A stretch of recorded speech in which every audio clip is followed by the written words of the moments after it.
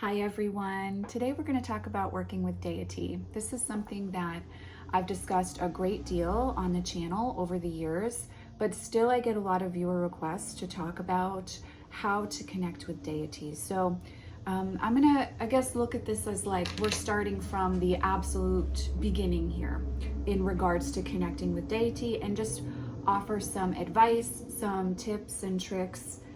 I don't know, is tricks the right word there? Maybe not. That I've found helpful over the years in connecting with deity. I should say that this type of building relationship with deity is something that has come to me very seamlessly. It's something that I've been doing since I can remember, and so I do apologize if sometimes when I'm describing things it doesn't seem as easy for you when you go to do it as it is for me when I talk about it.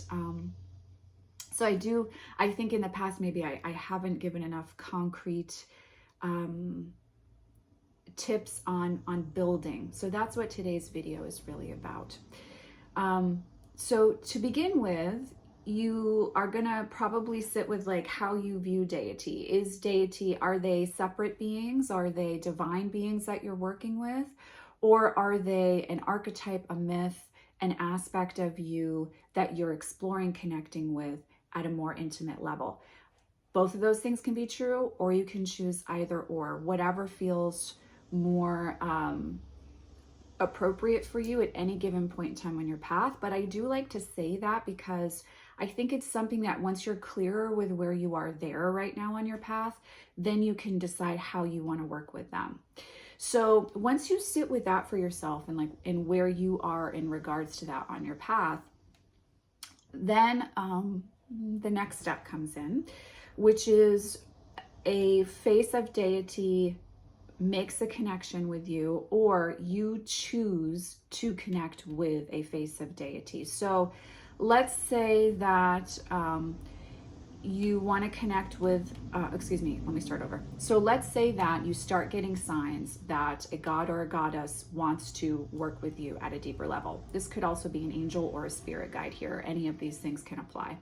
So usually you'll get a sign. So maybe you're seeing a specific animal or a bird or something repeatedly, or you know keep hearing the same song on the radio.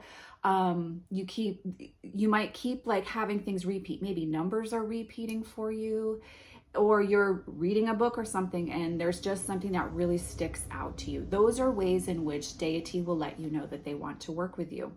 So typically when I see the signs happening, that's when I'll like make contact with them.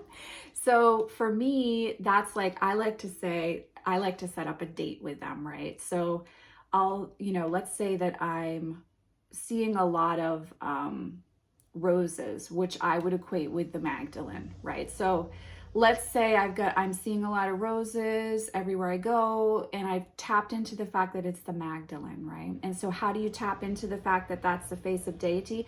Do a simple Google search on what you're seeing repeating, look at the deity associated with that, and then make contact. So how I would do that is usually like sit in front of my altar or in my sacred space, and I would say, Magdalene, I would like to connect with you, and I would like to have a conversation with you.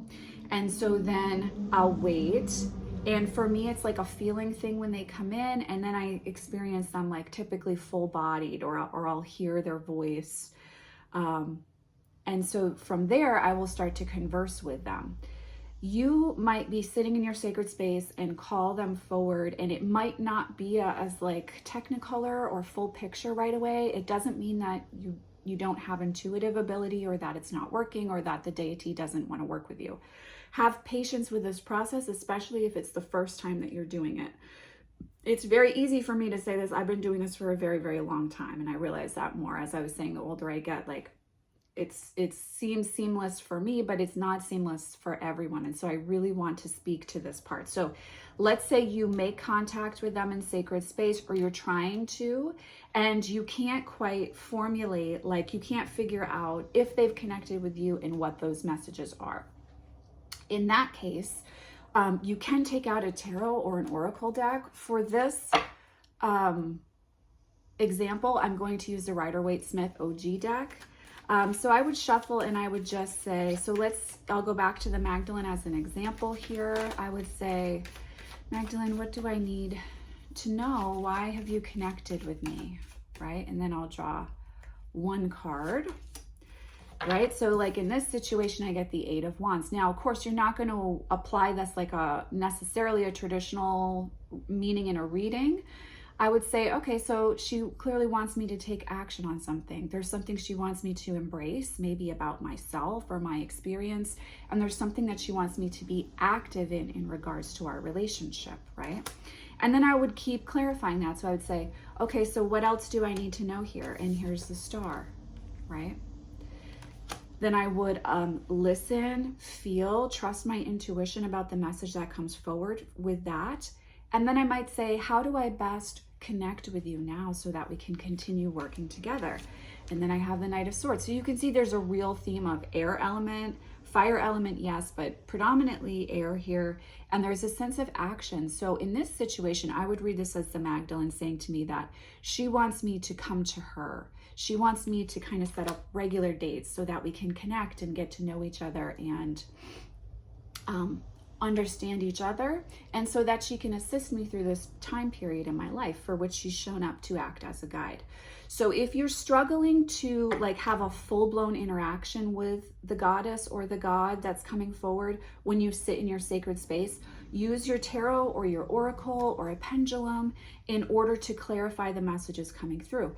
As you build on that will start to, it's like a muscle, like I say a lot on the channel, it's like a muscle. So as you build on that, it's going to really start to, like the intuitive piece will start to get a lot clearer. So you'll really be able to hear, to see, to know, to understand what the god or the goddess is wanting to connect with you about. Now, this is a relationship. It's just like a friendship or a partnership or a relationship with a family member. You have to put in time and energy. If you don't, then the connection isn't going to continue to grow. So you want to make like regular dates, as I like to say, or I talk to Deity, well, because this is my job too, I talk to Deity all day, but especially in the morning and at night, I like to give myself a few minutes just to check in with either Isis or another face of the goddess or god that I might be working with at that time. And that helps us keep building a relationship. As well as I also like to sit in meditation with them and journey with them at least once a week, doing a very specific guided meditation. Well, excuse me, not guided because it's not really guided. A specific journey. Maybe I have a specific theme or a focus, or I've drawn cards and I can see something that I'm trying to work on with this face of Deity, and I might journey about that in my time with the goddess or the god. So you want to keep building, and your intuitive voice is going to get a lot clearer the more that you do this. It's really going to start to grow. And I also want to say here, if you feel like you're just using your imagination, just use your imagination. Don't try to, you can't like prove something beyond a shadow of a doubt from a mind space in this type of work. And your imagination is intrinsically linked to your intuition. And if that was shut down at a very early age, engaging the imagination instead of questioning it or saying it's not the same thing as your intuition is actually really going to help you have like a full breadth and depth of experience that you probably want to have with your deity. So don't get in your head about, is this my imagination? Is it real? Just go with it. Let it be. To use a word I feel like I probably use too much, but I do feel like rings true here. Let it be experiential. Let it be what it is. And don't define how it needs to look. It's going to look unique and individual for each and every one of us. That's part of a self-led path. Also, each and every one of us intuits uniquely. So not, you could sit two of us together in a room and we're both going to have very unique intuitive experiences with our deity. So I just want to remind you of that. So that is a way that I would build relationship with deity. It's making time to communicate with them And like I just demonstrated, if you need to start with using a tarot deck or an oracle deck or a pendulum or some other form of divinatory system in order to get the clarity of the message from the goddess or the god, go for it. Don't feel like you're cheating or try to make things more complicated for yourself than they need to be. A goddess or a god is coming forward to assist you on your path and to help you learn the lessons that you're meant to learn as a soul. So they're here to help you. They're not here to,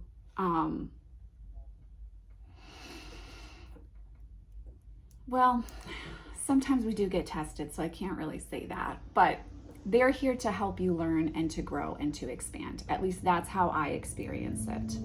I've never had a deity really come forward in a way that was not helpful. I have had entities show up who are energetically draining and not helpful, but that's very different to the relationship I experience with goddesses and gods. So that is my biggest piece of advice for like how to really step into this. It's like you've got to start by paying attention to who's connecting with you and then start building a relationship with them. Now, let's say you haven't received any signs. Let's say you want to bring a god or a goddess in. So let's say you really feel like what you're going through right now, with what you're going through right now, you want to connect with the energy of Kali Ma and you want to bring that in. So there's, again, very similar, but it's a little bit different. You can connect with that energy as well. You can set up ritual to bring the deity into a circle and start to communicate with them there if they decide to show up. You can do some research, start understanding the myth of this face of deity and get to know them that way, and then write poetry connected with them, or approach your tarot deck and ask, Kali Ma, I feel this connection with you. I feel this pull to you. How can we work together at this time? There's 5 of Wands. Kind of makes sense for Kali. So this is going to give you some insight into how you can connect with her. I would say if this was your actual pull here, getting in touch with your anger, getting in touch with your ability to take care of yourself, have healthy boundaries, and not let others take advantage of you. This is a way in which you could start connecting with her if this was your pull for asking about how to connect with a specific face of deity.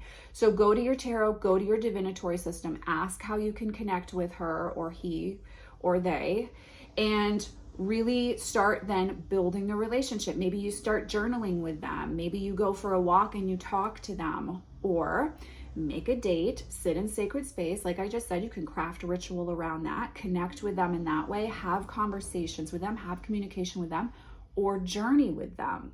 If you feel stuck about how to journey, literally step into the 5 of Wands with Kali and walk through the image and have that experience with the tarot and Kali married together, right? So these are ways that you can connect. But the most important thing that I have to say is, if you want to build something sustainable, now of course deity flow in and out of our lives for the most part. You know, we do have ride or dies, but they do tend to flow in and out depending on where we are and what it is that we're learning as souls, etc. So, you know, even if you're only working with, say, Kali Ma for a short period of time or for a specific period of time, you still want to show up and put in the effort and energy that you would like to receive back.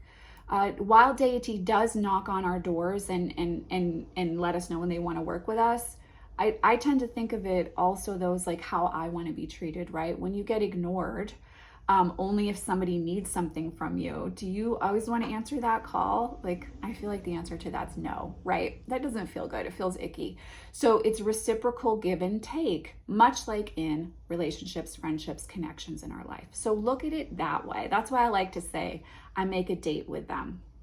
But these are the ways that I found most effective to connect with deity. It's really simple. It doesn't cost any extra money, but it's also not a get rich quick scheme. It's not like slap a band-aid on it and it's perfect. You do have to show up and invest time and energy. However, I can assure you that it's absolutely worth it to do that. So these are some of my thoughts on ways in which to connect with deity. If you do feel stuck, explore the option of using a divinatory system to get insight.